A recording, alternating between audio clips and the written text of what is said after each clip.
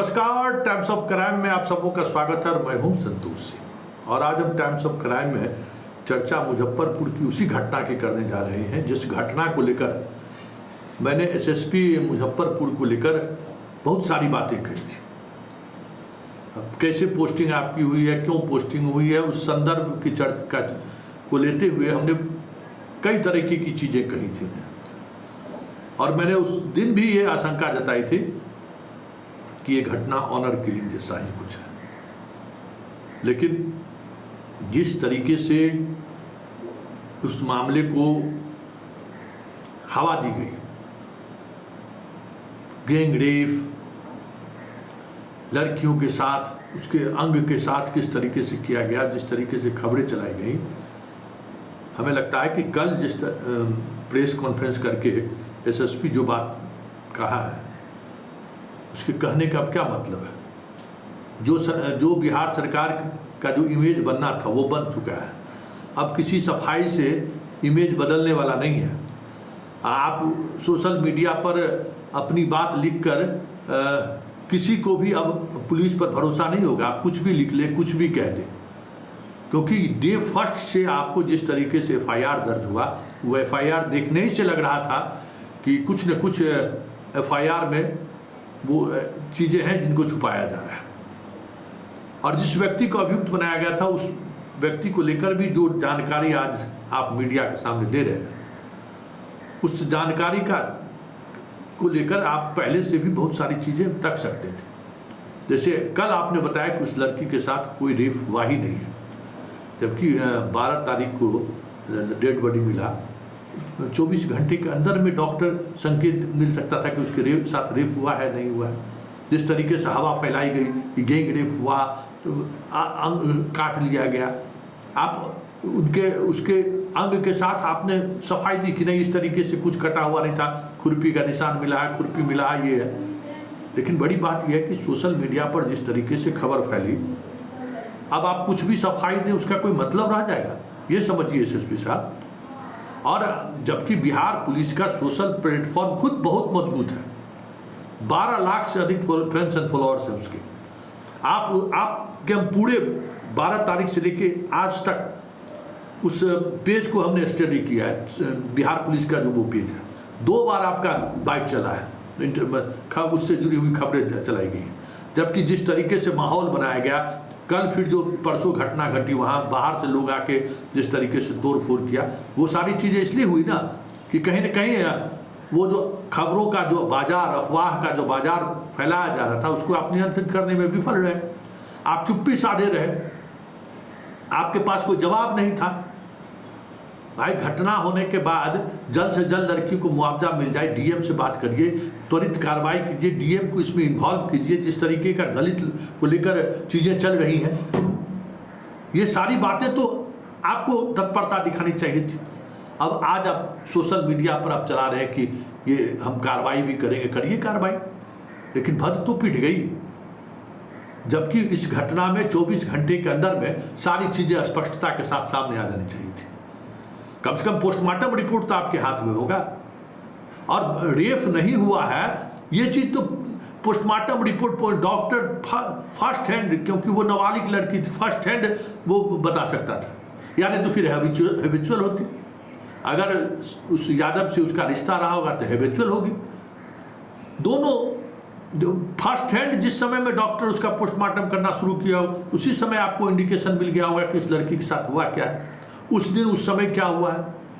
जो बातें आप गिरफ्तारी के बाद जिस बात का आप खुलासा कर रहे हैं, वो संकेत तो आप उस दिन भी दे सकते थे कि नहीं, कोई रेप की घटना नहीं घटी है और ये सिंपल हत्या की घटना है। और इस हत्या में कहीं न कहीं कुछ बहुत सारे साक्ष्य, जिस साक्ष्य के आधार पर आपने गिरफ्तारी की है, वो पहले दिन एक गिरफ्तारी आपने की थी। बहुत सारी चीज़ें सामने हैं। और जिस संजय को आज आप लाश को ठिकाना लगाने के आरोप लगा रहे हैं, जबकि उसकी कुर्की जब्ती तक हो चुकी है, आपने तो उसका घर तक ध्वस्त कर दिया। जब इतना बड़ा लीड आपके हाथ में था, तो फिर अगर मीडिया के सहारे, देखिए आप पेन पेपर में और अनुसंधान में क्या कर रहे हैं उसका आज मतलब नहीं है। आज जिस तरीके से सोशल मीडिया जिस तरीके से काम कर रहा है, सोशल मीडिया जिस तरीके से लोगों के दिमाग में धरा हुआ है, एक बात समझिए एसएसपी साहब, घटना कोलकाता में हुई उस दौर में ये मीडिया का एक अपना काम करने का तरीका है।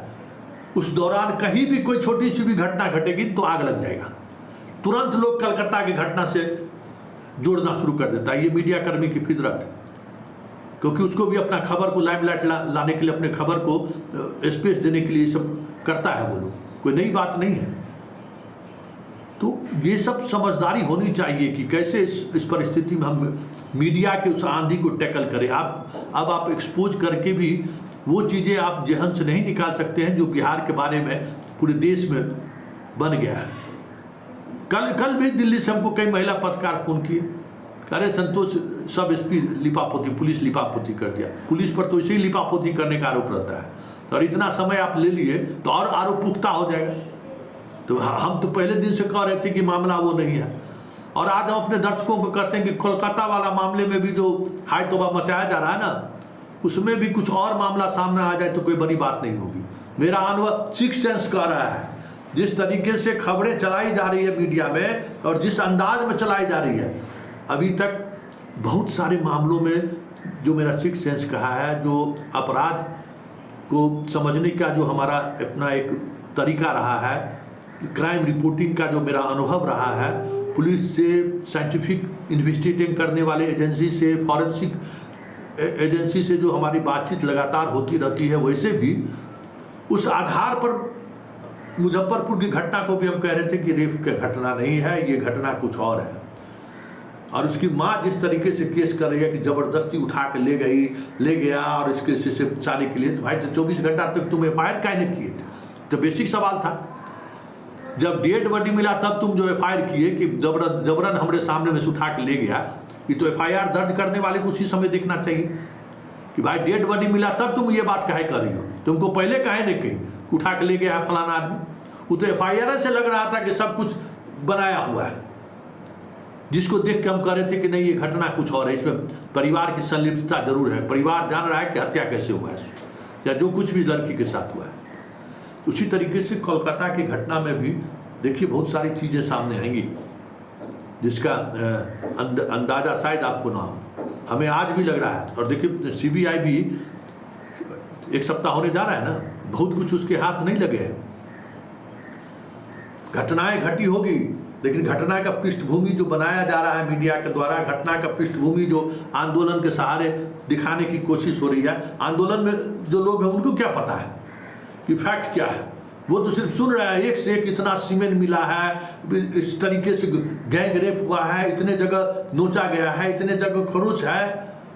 बहुत सारी चीज़ें जब जांच में जब निकल कर सामने आएगा ना, तब समझ में आ जाएगा कि जो है ना, जो कहा जा रहा है उसके ठीक विपरीत परिणाम भी आ सकता है। वैसे कोलकाता की घटना से, इस घटना से कुछ मतलब नहीं है।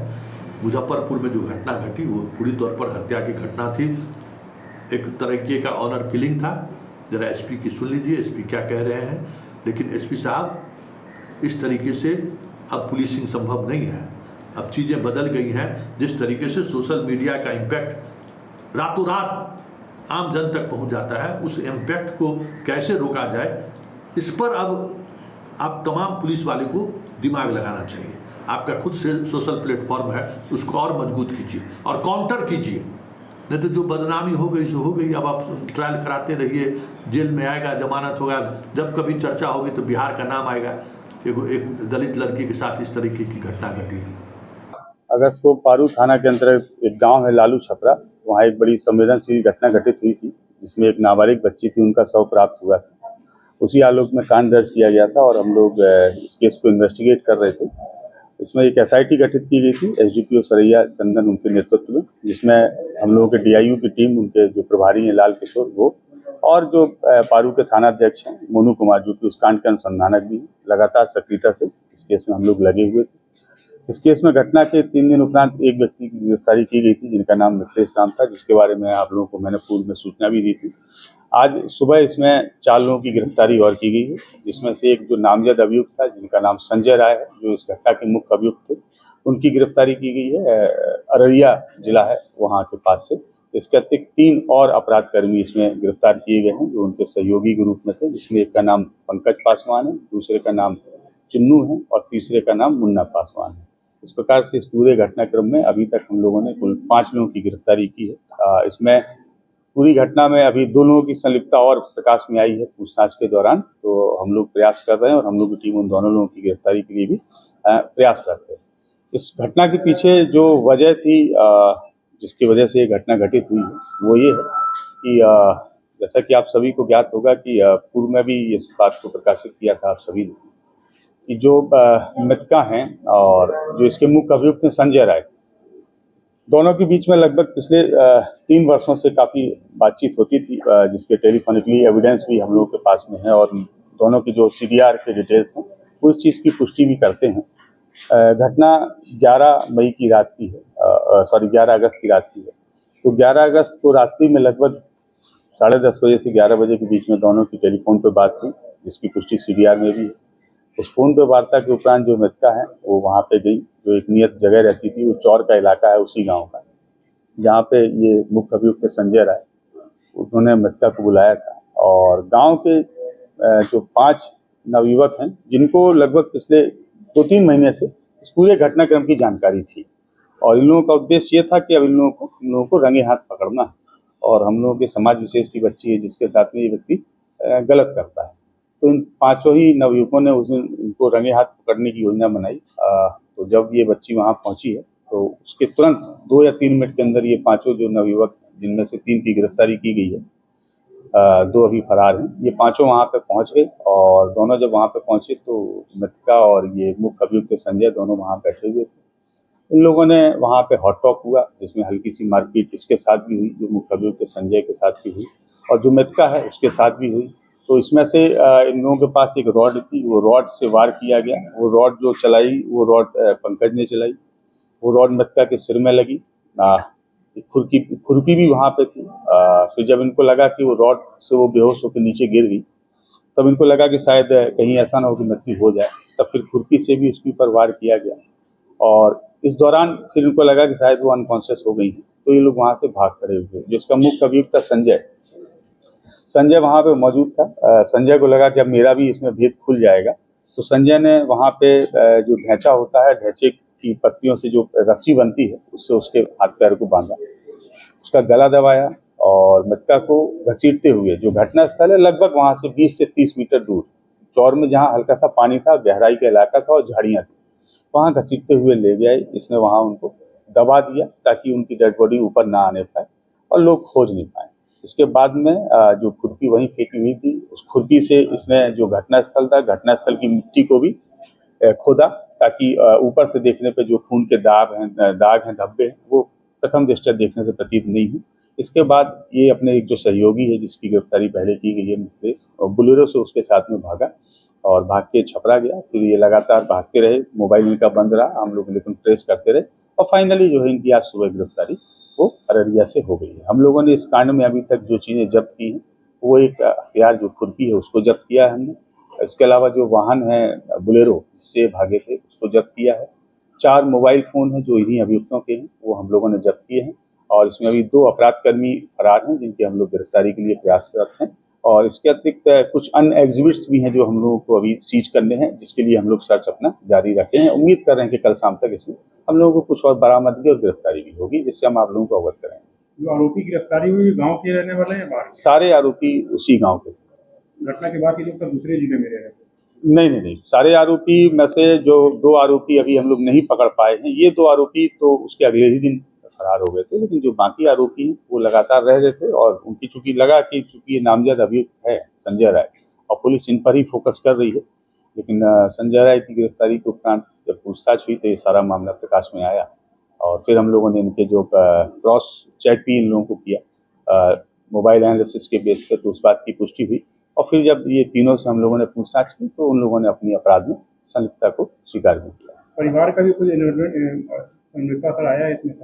नहीं, परिवार के लोगों का नहीं आया है। जैसे कि कॉल डिटेल्स में आया था, कुछ समाचार पत्रों में प्रकाशित भी किया था, तो उसमें जो मृतका की बड़ी बहन है उनका चूंकि शुरू से एक स्टैंड था कि हम लगातार घर में थे, लेकिन उनका मोबाइल लगातार मूव किया था। पुलिस के अनुसंधान में बात प्रमाणित हो चुकी है तो उस दिन वो घर पे नहीं थी और वो हम लोगों के इन्वेस्टिगेशन के हिसाब से वो बगल में ही एक मंदिर है, वहाँ जल चढ़ाने के लिए गई थी। वो लगातार संपर्क में भी रही हैं और अन्य लोगों से भी बात की है। उन रात्रि में उनकी जिन जिन लोगों से बात हुई है, हमने सारे लोगों को टच किया है, तो उन लोगों ने भी इस बात की पुष्टि की है कि हाँ, ये जो फोन कॉल्स हुए हैं वो कांवड़ यात्रा के क्रम में फोन कॉल्स हुए। अररिया में किसके यहाँ छिपा हुआ? नहीं, किसी व्यक्ति के यहाँ से गिरफ्तारी नहीं हुई है। हम लोगों ने इनको भागने के क्रम में एक बस को डिटेन करके वहां से पकड़ा। बच्चे के साथ रेप हुआ है क्या? नहीं, उसकी पुष्टि ना तो मेडिकल में हुई है, ना ही इन दोनों से पूछताछ के दौरान हुई है। इसके अलावा जो वैधानिक स्तर की रिपोर्ट्स आई हैं, उस रिपोर्ट में भी इस प्रकार की कोई पुष्टि नहीं हुई है। और जो इंजरी थी उसके बारे में हम लोगों ने स्टार्टिंग से ही आप लोगों को स्पष्ट किया है कि शरीर में 3 जगह इंजरी थी और इन लोगों ने भी जो बताया है उसके अनुसार भी वही 3 जगह इंजरी है और पोस्टमार्टम